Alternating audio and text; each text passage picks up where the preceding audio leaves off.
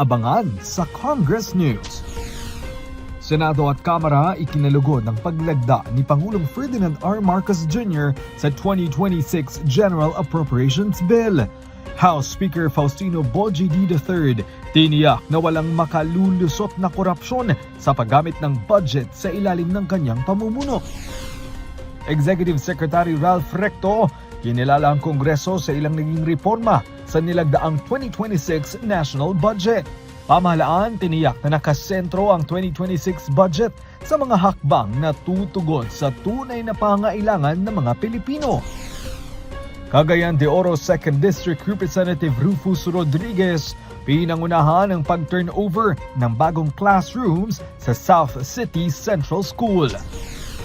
At iba't ibang mahalagang programa matagumpay na inilunsad ng administrasyon ni Pangulong Ferdinand R. Marcos Jr. noong 2025.